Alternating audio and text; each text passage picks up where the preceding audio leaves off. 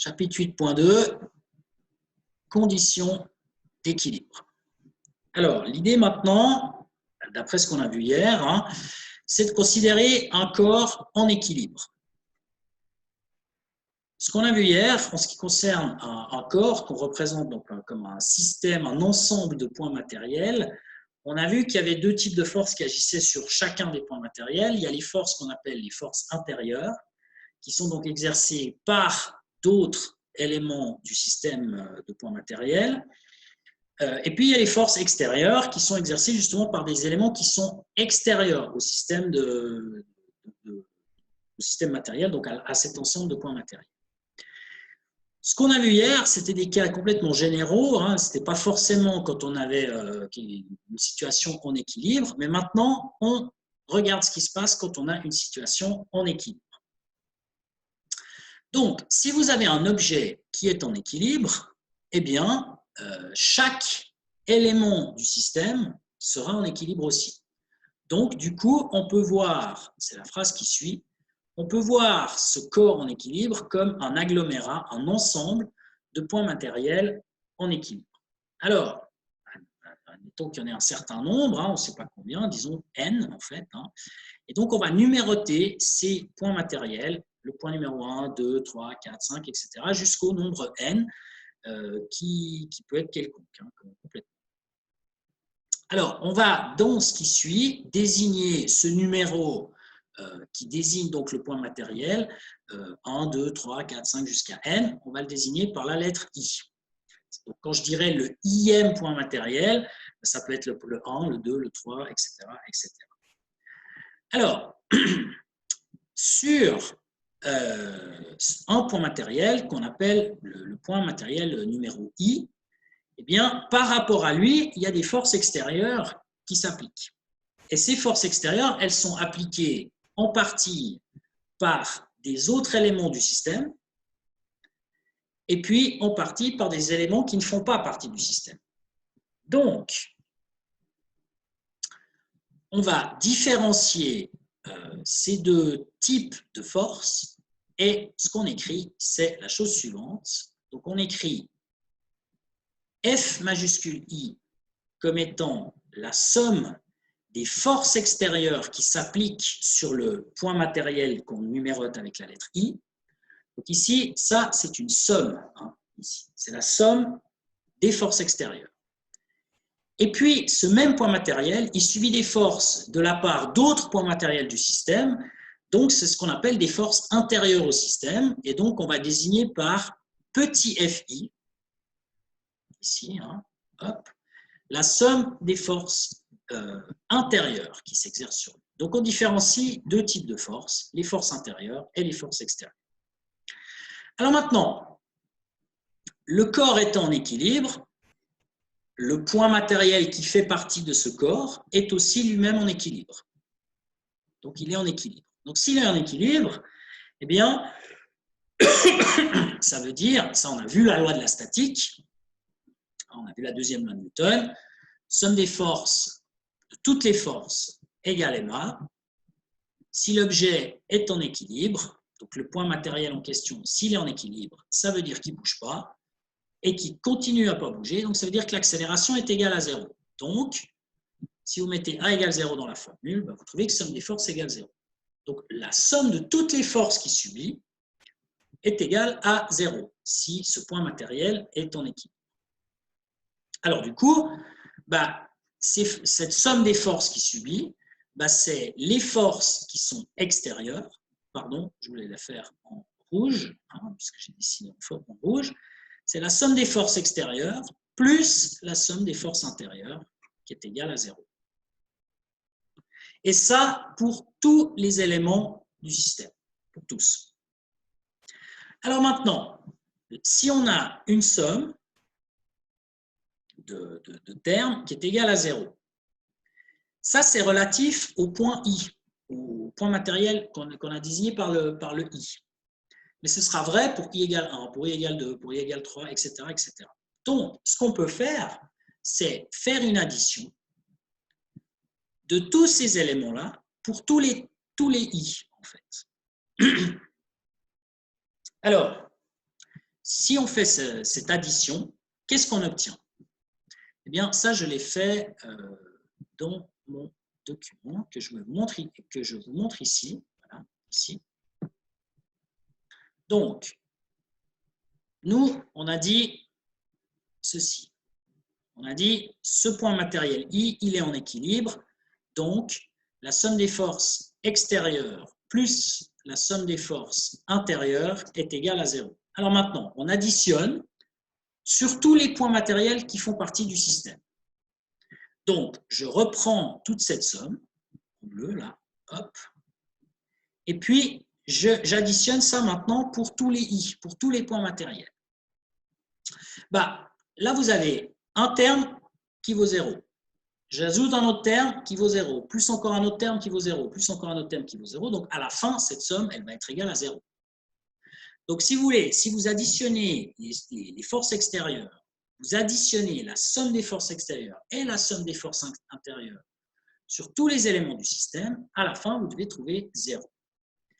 Mais cette somme-là, on peut la séparer parce qu'en fait, cette somme-là, c'est en réalité, si je l'écris complètement, c'est F1, grand F1 plus petit F1 plus grand F2 plus petit F2 plus grand F3 plus petit F3, etc., etc.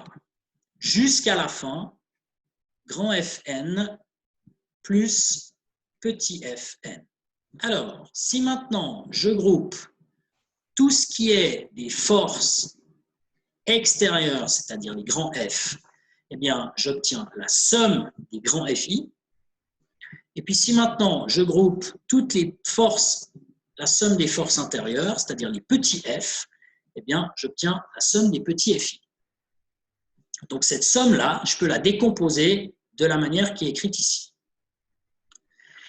Et cette manière qui est écrite ici, je voulais juste voir si c'était... voilà, donc c'est exactement ce que j'ai ici dans le cours. Hein, ici, c'est ce qu'il y a ici dans le cours. Mais en fait, si on s'intéresse de près à cette somme, eh bien, on voit que ce terme-là, il vaut 0. Pourquoi est-ce qu'il vaut 0? Eh bien, ce terme vaut 0. Celui-ci, là, en réalité, je vais plutôt me baser sur mon texte. Hein, voilà. Ce terme-là vaut 0. Pourquoi? C'est la propriété numéro 1 qu'on a vue hier. La propriété numéro 1, c'est que la somme des forces intérieures qui agissent sur tous les points matériels d'un système est égale à 0. Je vous rappelle la raison, on ne va pas refaire le développement, mais c'est que quand vous avez deux points matériels qui appartiennent au même système, ben, un exerce une force sur l'autre et vice-versa, action-réaction. Donc, quand vous additionnez toutes ces forces entre elles, vous pouvez les coupler. Et donc, à la fin, la somme de toutes ces forces intérieures est égale à 0. Donc, ce terme est nul. Et donc, comme on sait que la somme totale est égale à 0, ben, qu'est-ce qu'il nous reste? Il nous reste la somme des forces extérieures qui agissent sur tous les points matériels est égale à 0. C'est la première condition d'équilibre que vous avez ici. En français, hein, ça c'est de la formule, hein, maintenant il faut traduire ça un petit peu. Ça veut dire que la somme des forces extérieures qui agissent sur chacun des points du système est nulle, si le système est en équilibre, bien entendu. Donc ça c'est la première condition d'équilibre. Première chose. Alors, maintenant, regardons autre chose. Maintenant, intéressons-nous au moment. Alors, moi, ici, j'en suis à ce stade, hein, j'en suis là. Dans le cours, on en est là, ici. Nous, on a vu ça maintenant. Alors maintenant, allons plus loin. Désignons pour chacun des points matériels par le vecteur RI, le vecteur position du IM point matériel, du point matériel numéro I, on va dire, par rapport à un point O qu'on a choisi de manière arbitraire. Donc, concrètement, hein, je vais dessiner 3 points hein, pour la forme. Un en rouge ici, que j'appelle le point numéro 1, un en vert ici, que j'appelle le point numéro 2, et puis un en bleu ici, que j'appelle le point, le bleu on ne le voit pas très bien, on le distingue mal, donc je vais le faire en jaune plutôt, un ici que j'appelle le point numéro 3. Et maintenant je choisis un point, ici, que je choisis arbitrairement, qui est le point O. Je dis arbitrairement, mais donc ça veut dire qu'en fait, ça peut être n'importe quel point, en fait. C'est ça que ça veut dire. Mais dans la pratique, vous verrez qu'on ne va pas le choisir arbitrairement. On va le choisir de manière judicieuse pour se faciliter les calculs. Mais pour l'instant, il n'y a pas de pratique. Là, on est vraiment dans la pure théorie. Alors, on désigne le R1, c'est ce vecteur-là. C'est le vecteur position du point matériel 1 par rapport au point O. Je fais la même chose avec R2. R2, c'est le vecteur position du point numéro 2 par rapport à O. Et puis finalement, R3, c'est la position du point matériel numéro 3 par rapport à O. Et donc, ces vecteurs position, R1, R2, R3, on va les appeler en fait RI ici, dans notre calcul. Alors, je retourne à mon chapitre ici. Alors, donc on a désigné, comme je viens de vous le dire, par RI, ces vecteurs position par rapport à un point O qu'on choisit donc comme on veut en fait. Et donc, du coup, si on écrit ce qui est écrit là en dessous, RI cross FI plus petit FI égale 0. Pourquoi c'est égal à 0? Parce qu'en fait, on a vu, et ça je vous le remontre juste en dessus, c'est ici, voilà. On a vu que si un corps est en équilibre, tout à l'heure, on a posé ça, d'après la loi de la statique, la somme des forces qui agissent sur lui, c'est-à-dire la somme des forces extérieures plus la somme des forces intérieures qui agissent sur ce point matériel, eh bien cette somme est égale à 0. Donc maintenant, si on fait R cross quelque chose qui vaut 0, on va obtenir 0, bien entendu. Donc c'est exactement ce qu'on a fait, ce que j'ai fait ici. Donc on part du fait que la somme des forces extérieures et des forces intérieures sur un point matériel I est égal à 0. Donc, étant donné que ce terme est égal à 0, si on fait R cross ce machin qui vaut 0, ça va évidemment donner 0. Alors ensuite, on applique la distributivité du produit vectoriel. Distributivité. C'est une des, comment on appelle ça, une des propriétés, voilà, du produit vectoriel qui est présenté en haut de la page 44, je crois, c'est celle-ci, voilà. C'est celle-là. Là-dedans, vous remplacez X par le R, et puis Y, c'est les sommes des forces extérieures, et Z, la somme des forces intérieures. Donc, on peut distribuer tout ça. Alors, voyons ce que ça donne dans notre cas de figure. Donc là, je redescends. On est à ce stade-là, voilà. Mais moi, je vais vous montrer ce qui se passe dans le chapitre. Alors, la distributivité, on en est ici, exactement là. Donc, je distribue, il y a RI fois FI. Donc, je dis fois, mais c'est produit vectoriel. Et puis, d'un autre côté, il y a aussi RI fois petit fi, c'est ce qu'il y a ici. Le tout avec un plus qu'on retrouve ici. Donc, on développe ça de cette manière. Alors, qu'est-ce qu'on voit là-dedans? Déjà, on sait que ça fait 0 parce qu'on a on a vu tout à l'heure que ça faisait 0. Donc là, tout ce qu'on a fait, c'est qu'on a distribué ce qu'il y a à gauche et on obtient ceci. Et donc, c'est toujours égal à 0, évidemment. Alors, maintenant, ça, c'est vrai pour un point matériel, le numéro I. Et donc, c'est vrai pour chaque point matériel, pour le 1, pour le 2, pour le 3, pour le 4, pour le 5, etc., etc.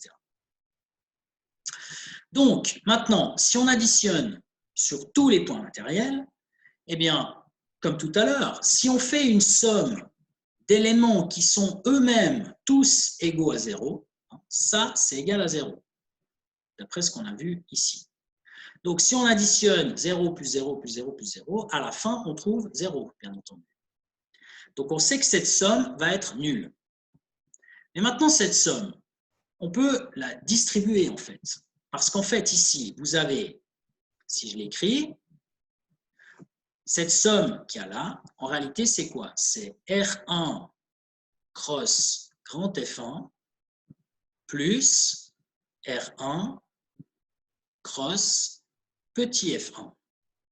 Ça, c'est pour le premier terme, pour i égale 1. Maintenant, on additionne. Pour i égale 2, ben, ça fera plus R2 cross grand F2 plus R2 cross petit F2.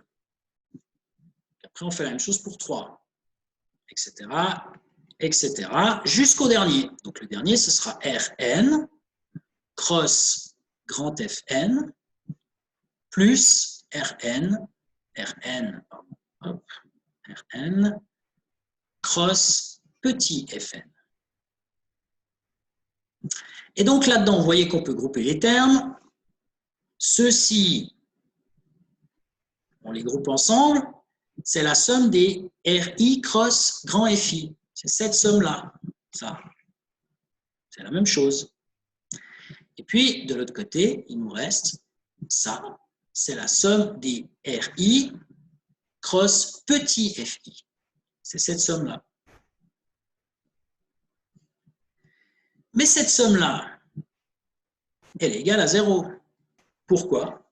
À cause de la propriété 2 qu'on a vue hier. Je vous rappelle la propriété numéro 2 qu'on a vue hier. Elle dit quoi? Elle dit que, on en était ici, c'était là, dans tout système matériel, la somme des moments de force intérieurs, ici, là, pardon, hop, voilà, check. Dans tout système matériel, la somme vectorielle des moments de force intérieure est nulle. Donc, c'est bien ce qu'on a ici. On a RI-FI, c'est la somme, pardon, c'est pas la somme, c'est le moment de force, c'est la somme des moments de force intérieure qui agissent sur l'élément I. Et donc, chacun de ces termes-là est égal à 0. Donc, quand on en fait la somme, eh bien, ça nous donne 0 aussi. Alors, du coup, eh bien, ce qui reste, si ça vaut 0, on sait que la somme vaut 0, donc ça veut forcément dire que ce qui reste, ce terme-là, doit aussi être égal à 0. Et donc, ça, c'est la deuxième condition d'équilibre que vous voyez ici. Alors, cette deuxième condition d'équilibre, il se trouve que, par définition, hein, ce qu'on définit en fait le moment de force comme étant égal à R cross F. Donc, si vous mettez un petit i, hein, en fait, ça, c'est MI. Hein, ça aussi, c'est la même chose. Ça, c'est les MI. Donc, on retrouve cette formule qu'il y a ici. Et cette formule, elle dit quoi? Elle dit que la somme des moments des forces extérieures qui agissent sur chaque élément du système, donc, est égale à 0. Je crois qu'il y a une petite phrase qui va avec. Ouais. Alors, je vais l'écrire. Ici, je vais la lire, hein, ici. Tac, voilà. La somme des moments de force extérieure qui s'exercent sur un corps et qui est en équilibre, donc, eh bien, cette somme est nulle. Ça, c'est la deuxième condition d'équilibre, qu'on appelle aussi la règle des moments, puisqu'elle est relative au moment de force. Vous verrez qu'on appelle ça la règle des moments. Donc, en définitive, on a deux conditions pour qu'un objet soit... Enfin, c'est pas pour qu'un... Excusez-moi. Quand un objet est en équilibre, eh bien, on voit qu'il y a deux conditions. C'est une, somme des forces extérieures égale 0. Ça, en gros, c'est la loi de la statique. Mais au lieu d'appliquer à un point matériel, on voit qu'on peut l'appliquer à l'ensemble d'un objet. Et puis, deuxième, c'est que la somme des moments de force extérieure est aussi égale à 0. Donc, il y a deux choses. Les forces extérieures et les moments de force extérieure, dont la somme doit être nulle pour qu'un objet soit en équilibre. Alors, avant de répondre à vos questions, je précise quand même une chose. Il faut faire attention parce qu'il se trouve que ces conditions d'équilibre, c'est ça hein, en fait, sont nécessaires, hein, mais elles ne sont pas suffisantes. C'est-à-dire que Si, par exemple, imaginons que vous avez donc il y a une table ici, et puis il y a une boule qui est en rotation sur la table. Vous la faites tourner comme ça. Quand vous la regardez, elle bouge, enfin, vous la voyez bouger, mais disons, qu'est-ce qui va se passer? Eh bien, elle va, en imaginant qu'il n'y ait aucun frottement ici, c'est quand même une situation assez particulière, mais elle ne va pas rouler, donc il y aura la somme des moments de force va être égale à 0, et puis le poids va être compensé par la force de soutien. Donc, la somme des forces va être égale à 0. Donc, en fait, on aura ces conditions qui sont remplies, et pourtant, la roue tourne, la boule roule, pardon.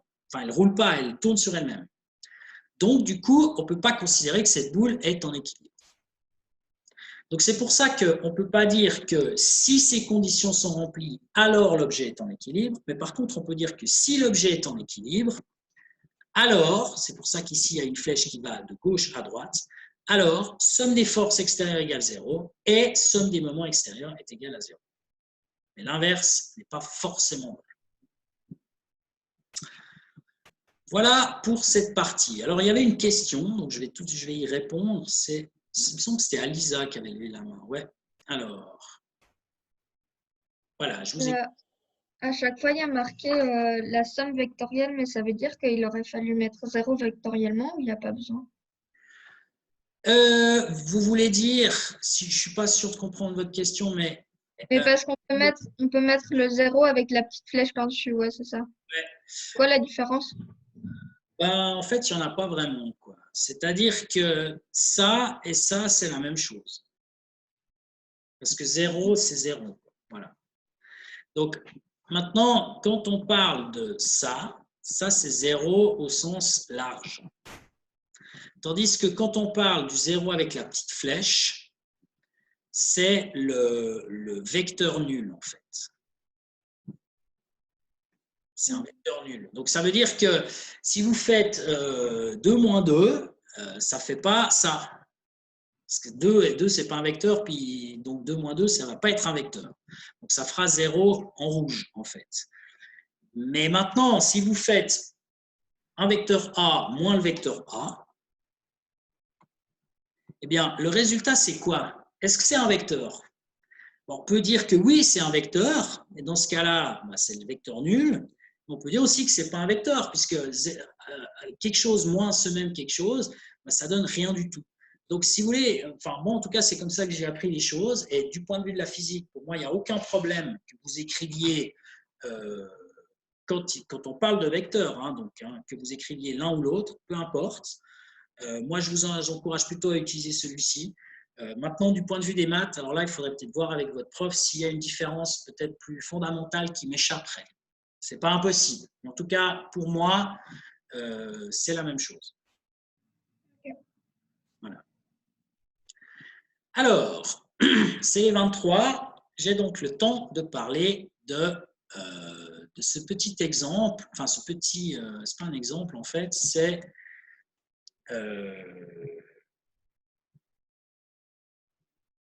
un cas particulier. Un cas particulier qui, vous allez voir, n'est pas si particulier que ça, parce qu'en réalité, c'est quasiment... Là, comme ça, je n'ai même pas une idée d'un exercice qui ne fait pas intervenir ce cas particulier. Donc, quel est-il? Eh bien, c'est le cas particulier d'un ensemble de forces extérieures qui sont coplanaires. Ça veut dire coplanaires qui sont dans le même plan. C'est très, très fréquent en réalité. Donc, ce qu'on va voir ici, c'est l'application de la loi des moments, de la règle des moments, c'est-à-dire somme des moments de force, la somme vectorielle des moments de force extérieure est égale à 0 sur un objet qui est en équilibre. On va voir comment on peut peut-être la simplifier dans un cas de figure où les forces sont toutes contenues dans le même plan. Donc, elles sont coplanaires. Alors, imaginons donc un corps en équilibre qui est soumis à plusieurs forces. Et ces forces, justement, elles ont la caractéristique d'être toutes comprises dans un même plan. Donc là, ici, vous avez un schéma où vous avez 4 forces qui sont représentées, une là, enfin voilà, vous les voyez, F2, F4, F3 et F1, et elles sont toutes contenues dans un même plan.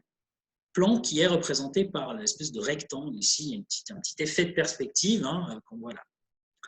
Alors, qu'est-ce qui va se passer? Introduisons, c'est ce qui est marqué ici, un axe OZ ayant la direction des moments et un sens arbitraire. La direction, ça ne veut pas dire le sens. Hein. Alors, il se trouve que tous ces moments, c'est ça qui est important ici, je vais l'entourer en rouge, tous ces moments ont la même direction puisqu'ils sont perpendiculaires au même plan. C'est-à-dire que si par exemple vous regardez la force F1, on prend le point O, ici on va définir les moments de force par rapport à ce point O. Vous avez ce vecteur-là, c'est le vecteur R1, et puis vous avez le vecteur ici qui est le vecteur F1. Donc maintenant, quand vous cherchez à évaluer M1, qui est donc égal à R1 cross F1, vous obtenez quoi? Étant donné que R1 est dans le plan et que F1 est dans le plan, je vous ai dit hier que si vous avez deux vecteurs A et B, que vous en faites un produit vectoriel, le résultat, c'est plutôt ici en fait, hein, le résultat c'est un vecteur C qui sera perpendiculaire à B et aussi perpendiculaire à A. Donc, notre vecteur M1, il doit être perpendiculaire à R1 et perpendiculaire à F1. Donc, il est forcément perpendiculaire au plan qui est formé par les deux. Donc, il est forcément perpendiculaire. Et donc, s'il est perpendiculaire, il est porté, on va dire, sur une droite qui est perpendiculaire au plan. On peut faire le même raisonnement pour les quatre, en fait. Les quatre auront une direction qui sera perpendiculaire au plan. Et donc, c'est ce qui est marqué ici. Hein. Là, en fait, tous ces moments ont la même direction, puisqu'ils sont tous perpendiculaires au même plan. Alors, je vous rappelle quand même, sur une direction, il y a deux sens. Hein, qui peuvent soit pointer dans cette direction-là, dans ce sens-là, soit dans l'autre sens. Donc, le sens n'est pas forcément le même, mais par contre, la direction, elle, oui, elle est la même. Alors, pour se simplifier la tâche, on va introduire donc un axe OZ qui a la même direction que ces moments. Et on lui choisit un sens arbitraire. Alors, l'axe OZ, ici, on l'a choisi comme ceci. Je vais quand même le mettre dessus. Hein. Hop, tac. Et donc, ça, c'est l'axe Z. Il est perpendiculaire au plan, hein, dans tous les sens, hein, ici, là. Et on a choisi le sens qui vient vers nous. Alors, la deuxième condition d'équilibre implique la relation suivante entre les composantes des moments relativement à cet axe. Voilà la condition. Alors, pourquoi est-ce qu'on a cette condition? Parce qu'en fait, la deuxième condition d'équilibre, ça, je crois que je l'ai là-dedans. Je vais vous montrer ce que j'ai fait ici. Hein, c'est ce que j'aurais écrit au tableau si on était en classe. La deuxième condition d'équilibre, c'est celle-ci. Somme des moments de force est égale à 0. Mais il se trouve que ces moments de force, ils sont tous selon le même axe qu'on a choisi comme étant l'axe Z. Alors du coup, eh bien, comme il n'y a pas de composantes ni selon X ni selon Y, bah, ça revient à additionner leurs composantes selon Z, qui peuvent être positives pour certains ou négatives pour l'autre. C'est-à-dire, en gros, hein, si je reprends ma figure ici, ou celle-là, hein, peu importe, eh bien, il y a certains moments qui vont être dirigés comme ceci, puis d'autres qui vont être dirigés vers l'arrière. Et donc, ceux qui sont rouges, ils auront une composante MZ positive. Je voulais le faire en rouge, hein, je viens de le dire. Excusez-moi, hein, je le fais en rouge. Donc, ceux qui sont rouges, ils auront une composante selon Z qui sera positive parce qu'on a choisi Z dans ce sens-là. Et puis ceux qui sont en vert, ben, eux, ce sera le contraire. Ils auront une composante selon Z qui sera négative. Et donc, l'idée, c'est que quand on va additionner toutes les grandeurs qui auront une composante Z positive avec toutes les grandeurs qui auront une composante Z négative, eh bien, au total, on va retrouver notre règle des moments, c'est-à-dire égale 0. Donc, finalement, ça va nous être bien pratique. c'est plus facile de faire des calculs avec des composantes qu'avec des vecteurs directement. Donc, c'est ce qui est écrit ici. Les composantes M, I, Z sont égales aux normes des moments ou à leur opposé. Ça dépend du sens, en fait. Suivant que les vecteurs moments sont dans le sens de l'axe, justement, ou dans le sens contraire. Alors, si maintenant on s'intéresse à la figure, et là, j'ai mis des petites couleurs sur mon exemple ici. Donc, si on écrit la loi des moments, elle est là. On écrit tout simplement, il y a 4 forces, donc M1 plus M2 plus M3 plus M4 égale 0. Alors, si on regarde selon l'axe OZ, si je prends par exemple la force F1 et que je dessine le vecteur R1, le vecteur R1, il est comme ceci. Et donc, R1, il est là. Donc, vous appliquez la règle de la main droite. Donc, vous faites aller R1 sur F1. Donc là, en fait, ce qu'il faut faire, c'est faire une translation de F1, comme ça. On translate dans ce sens-là. Et puis ensuite, on va regarder le plus petit angle pour passer R1 sur F1. Donc, ça va tourner dans ce sens-là. Si vous tournez dans ce sens-là, eh bien, vous allez dans ce sens là-bas. C'est la règle de la main droite, ou la règle du tire-bouchon. Donc, ça veut dire que la composante de M1, c'est une composante. Si on le dessine, M1, c'est un vecteur qui va aller de ce côté-là. Ça, ce sera M1. Donc, il va dans le sens inverse du Z. Si je prends maintenant F2, par exemple, F2, eh bien, même combine, je prends le vecteur R2, il est ici, et si je fais R2 cross F2, c'est comme si je mettais le vecteur F2, j'en fais une translation ici, ça c'est F2, ici, et donc maintenant je regarde le plus petit angle pour passer de l'un sur l'autre, c'est une rotation dans ce sens-là. Donc si vous tournez dans ce sens-là, eh bien, cette fois, grâce à la règle de la main droite, vous allez dans ce sens ici, c'est-à-dire dans le même sens que l'axe Z. Donc, du coup, ici, vous aurez un vecteur M2 qui sera dirigé comme ceci. On peut vous devriez d'ailleurs faire le même raisonnement pour F4 et pour F3.